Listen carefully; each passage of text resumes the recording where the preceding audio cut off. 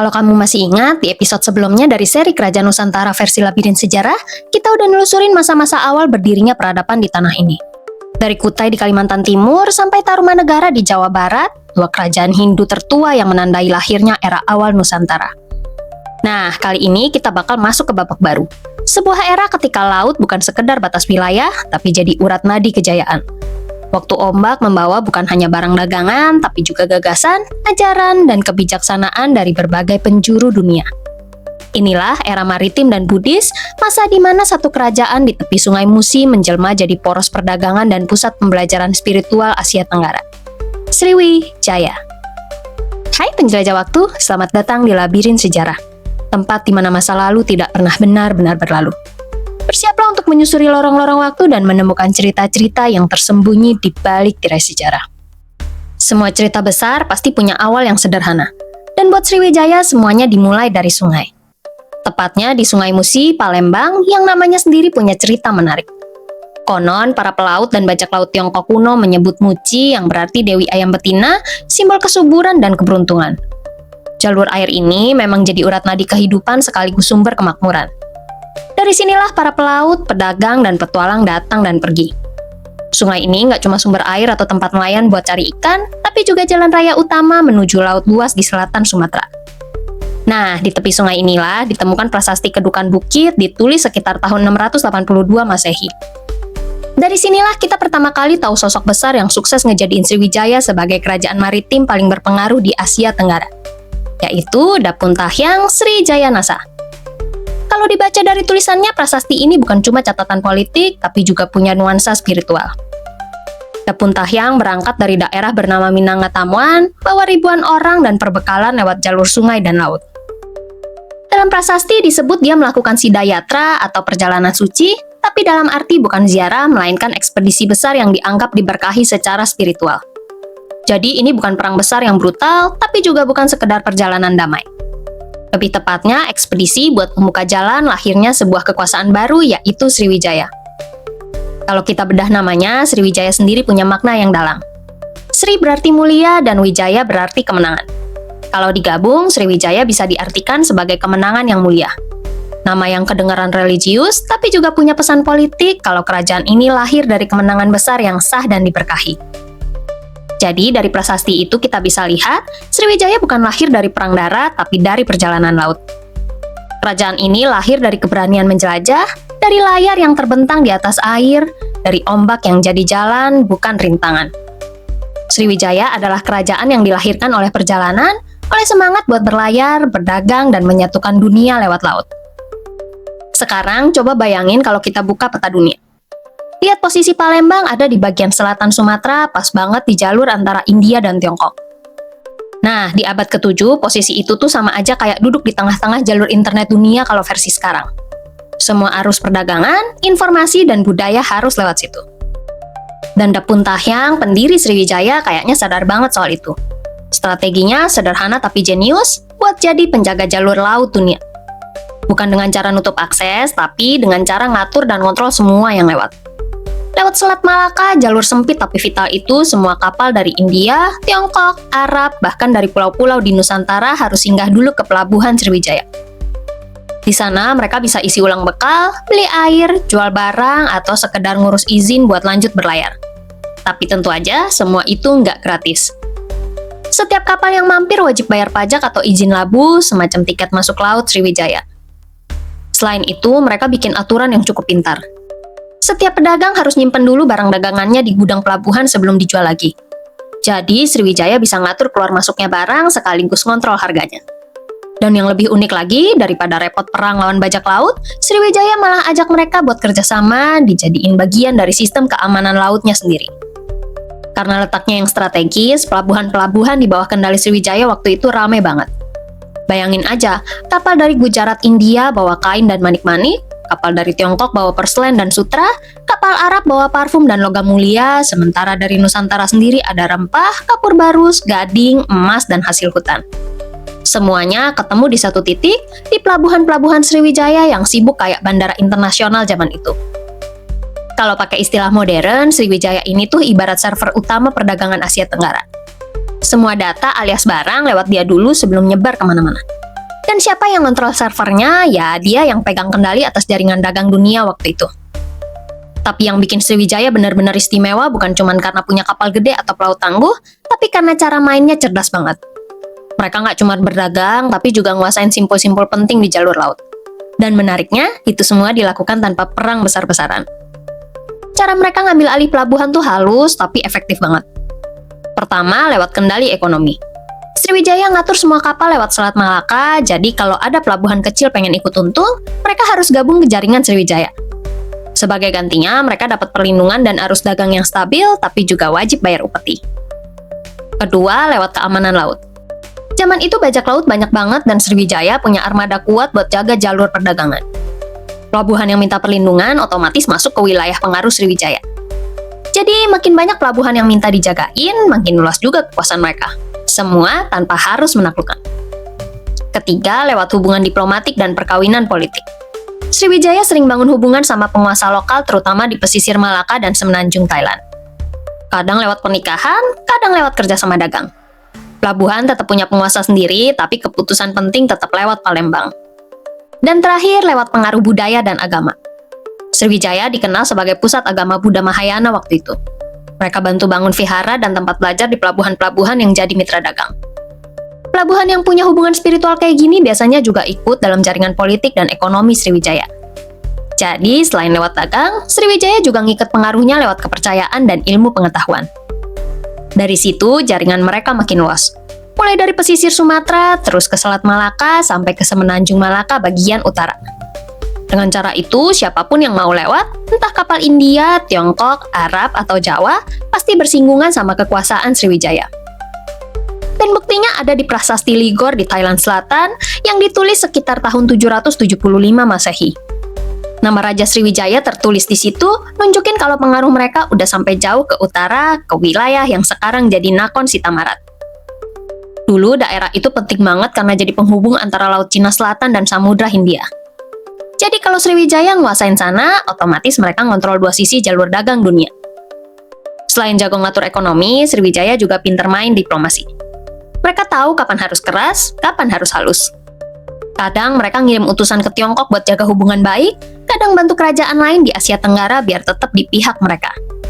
Makanya nama Sriwijaya muncul di catatan India, Tiongkok, bahkan Arab, semua tahu siapa penguasa laut di kawasan selatan waktu itu. Dan ada satu catatan penting dari biksu Tiongkok yang bernama Ising atau Yicing. Waktu dia singgah di Sriwijaya tahun 671 Masehi, dia cerita kalau dia tinggal di sana selama 6 bulan buat belajar bahasa Sanskerta sebelum lanjut jalan ke India. Artinya, Sriwijaya bukan cuma tempat singgah buat kapal dagang, tapi juga pusat belajar dan tempat transit buat para biksu dari seluruh Asia. Sebuah kerajaan yang bukan cuma ngatur rempah dan pajak, tapi juga menghubungkan ilmu, budaya, dan kepercayaan lewat lautan.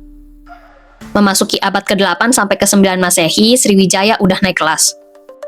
Kalau sebelumnya mereka dikenal sebagai penguasa laut dan pusat dagang Asia Tenggara, sekarang mereka juga berubah jadi pusat belajar dan politik internasional.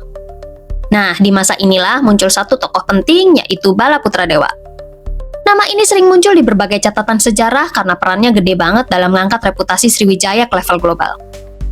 Balaputra Dewa ini sebenarnya keturunan Wangsa Sailendra, keluarga raja yang dulu berkuasa di Jawa Tengah yang juga jadi pembangun Candi Borobudur. Tapi setelah terjadi perebutan kekuasaan di Jawa yang kemungkinan antara dinasti Sanjaya dan Sailendra, Balaputra Dewa kalah dan akhirnya pindah ke Sumatera. Alih-alih hilang dari panggung sejarah, dia justru bangkit di Palembang dan jadi Raja Sriwijaya. Di bawah kepemimpinannya, Sriwijaya makin kuat, bukan cuma di laut, tapi juga di bidang ilmu dan diplomasi. Nama Balaputra Dewa bahkan tercatat di Prasasti Nalanda di India. Isinya menarik banget. Disebutkan kalau Balaputra Dewa, sang Raja Suwarnadwipa alias Pulau Emas, yaitu sebutan India buat Sumatera, mendirikan asrama atau ashram buat para pelajar Sriwijaya yang belajar di Universitas Nalanda. Nah, Nalanda ini bukan kampus sembarangan. Di abad ke-8, Nalanda adalah pusat pembelajaran Buddha terbesar di dunia, semacam Harvard atau Oxford-nya zaman dulu. Dan Balaputra Dewa mendirikan asrama di sana, lengkap dengan dukungan dana buat para pelajar dari Nusantara. Artinya, 1000 tahun sebelum Oxford berdiri, pelajar dari Indonesia udah punya beasiswa luar negeri ke India. Bayangin, waktu sebagian besar dunia masih sibuk perang, Sriwijaya udah mikirin pendidikan lintas benua. Dari situ kelihatan banget kalau Sriwijaya bukan cuma hebat di laut, tapi juga kuat di otak. Tapi tentu aja, kekuatan Sriwijaya nggak cuma datang dari rajanya. Di balik armada kapal dan pelabuhan yang sibuk, ada sistem pemerintahan yang rapi banget buat ukuran abad ke-7 sampai ke-9 Masehi. Sriwijaya waktu itu bukan kerajaan tunggal yang semua urusannya dipegang satu orang, tapi semacam federasi besar yang disebut kedatuan. Kedatuan ini artinya ada banyak daerah otonom yang masing-masing punya pemimpin sendiri, tapi semuanya setia pada raja di Palembang. Mereka ngasih upeti, tapi juga dapat perlindungan dan keuntungan dari jaringan dagang Sriwijaya. Sistem kayak gini bikin kerajaan tetap stabil meskipun wilayahnya luas banget. Bahasa resminya pun Melayu kuno yang nantinya tersebar dan berkembang jadi cikal bakal bahasa Indonesia. Kenapa bisa tersebar luas? Karena dipakai di semua jalur dagang dan dokumen resmi. Pedagang dari berbagai daerah mulai dari Jawa, Malaka, Kalimantan, sampai Filipina bisa saling ngerti karena pakai bahasa yang sama. Jadi bisa dibilang Sriwijaya itu juga berperan penting dalam nyatuin bahasa di Nusantara. Kalau kita lihat isi prasasti-prasasti peninggalan mereka, banyak yang nggak cuma ngomongin soal pajak atau perang, tapi juga tentang kemakmuran dan kesejahteraan. Salah satunya yang terkenal banget yaitu prasasti Talang Tuo dari tahun 684 Masehi. Isinya nyeritain tentang pembangunan taman suci bernama Srik Setra yang dibuat atas perintah Dapun Tahyang.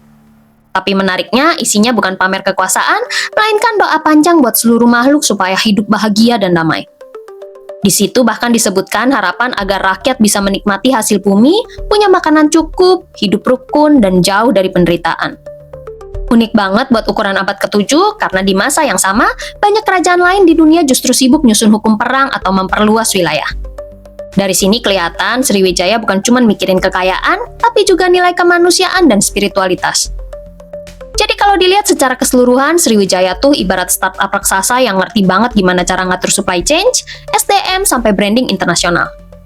Mereka kuat di laut, cerdas di diplomasi, terorganisir dalam pemerintahan, dan maju dalam pendidikan. Semua itu yang bikin nama Sriwijaya bisa harum sampai ke India, Tiongkok, bahkan dunia Arab. Dari Palembang, pengaruhnya menjalar ke seluruh Asia Tenggara, bikin Sriwijaya bukan cuma kerajaan, tapi simbol kejayaan maritim dan ilmu pengetahuan di Nusantara.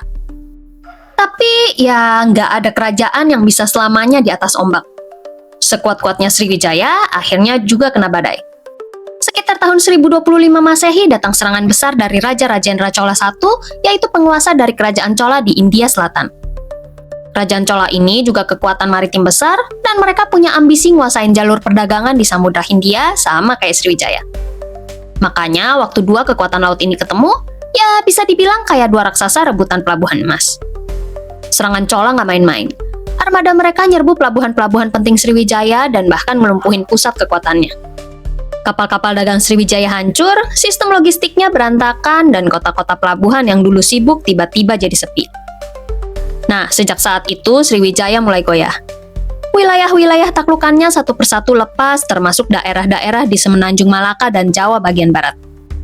Dari reruntuhan itu muncul kekuatan baru di Jambi bernama Kerajaan Melayu Darmasraya yang semacam jadi penerus pengaruh Sriwijaya di Sumatera bagian tengah. Masuk ke abad 13, nama Sriwijaya pelan-pelan hilang dari catatan sejarah.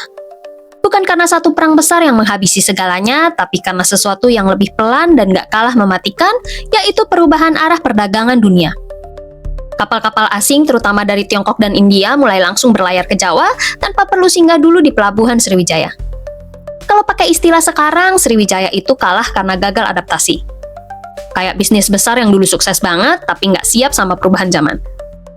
Jalur perdagangan pindah arah, dan perlahan kerajaan maritim paling kuat di Asia Tenggara itu tenggelam, bukan oleh pedang, tapi oleh waktu. Tapi meskipun nama Sriwijaya akhirnya hilang, jejaknya masih ada di mana-mana. Bahasa yang dulu dipakai buat nulis prasasti, yaitu Melayu kuno, terus berkembang dan jadi cikal bakal bahasa Indonesia yang kita pakai sekarang. Nggak cuma itu, cara mereka ngatur jalur laut dan perdagangan jadi pondasi buat konsep negara maritim yang kita kenal sekarang. Sriwijaya tuh udah ngerti pentingnya laut jauh sebelum kita ngomong soal geopolitik, ekonomi biru, atau poros maritim dunia. Dan kalau kamu jalan-jalan ke Sumatera, jejaknya masih bisa dilihat dari prasasti Kedukan Bukit dan Talang Tuo di Palembang sampai Candi Muara Takus di Riau. Semuanya jadi saksi bisu bahwa dulu dari sini Nusantara pernah jadi pusat dunia. Nama Sriwijaya pun nggak pernah benar-benar lenyap. Sekarang kita dengar lagi di Universitas Sriwijaya atau bahkan di maskapai Sriwijaya Air, simbol semangat bangsa yang terus melintasi laut dan ilmu pengetahuan. Sebuah warisan dari masa ketika Nusantara bukan cuma dikenal karena rempahnya, tapi juga karena kecerdasannya menguasai samudra. Jadi, kalau suatu hari kamu dengar nama Sriwijaya, ingat, itu bukan cuma kerajaan di buku sejarah, itu cermin dari siapa kita, bangsa pelaut, pedagang, dan pembelajar yang pernah jadi jantung dunia. Dan itulah kisah Sriwijaya, kerajaan laut yang pernah jadi jantung Asia Tenggara. Tapi perjalanan sejarah Nusantara belum berhenti di sini. Setelah Sriwijaya akan muncul kekuatan-kekuatan baru yang mengubah arah sejarah lagi. Jadi siap-siap buat nyelam lebih dalam di episode berikutnya dari Labirin Sejarah. Kalau kamu suka bahasan seru kayak gini, jangan lupa like, subscribe, dan nyalain loncengnya biar nggak ketinggalan episode-episode menarik dari Labirin Sejarah. Sampai di ujung labirin kali ini. Tapi jangan khawatir, masih banyak lorong waktu yang menunggu untuk kita jelajahi bersama. Sampai jumpa di petualangan berikutnya penjelajah waktu.